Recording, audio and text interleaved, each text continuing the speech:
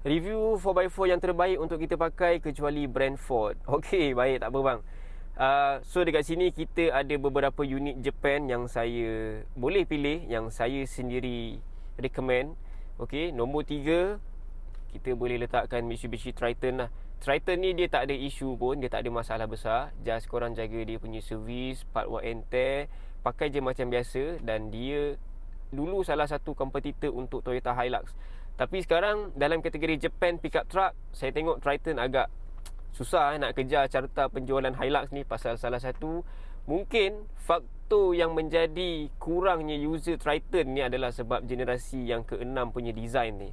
Saya still lagi boleh accept design generasi Triton yang nombor 5 tu, dengan dia punya design yang cantik lah kan, berpetak-petak, tajam sana tajam sini, nampak ganas lah. Tapi since pengeluaran Triton yang nombor 6 ni, saya agak tak boleh terima lah.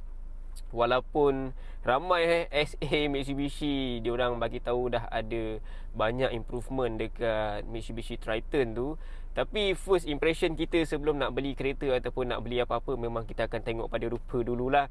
Dan kalau jenis yang tak kisah pasal rupa, korang boleh je beli Triton tu, tak ada masalah apa pun. Harga pun quite okay, dia punya power output pun nice. Dari segi fuel consumption, standard untuk spec 2.4 lah. Memang kita tak boleh lah nak sangkal dia punya minyak tu jimat ataupun sebagainya.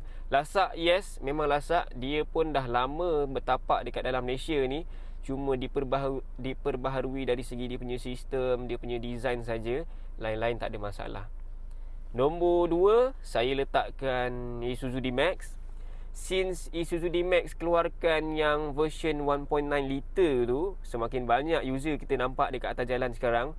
Mungkin salah satunya dia punya road tax murah, dia punya diesel ataupun fuel consumption dia pun agak okey, murah.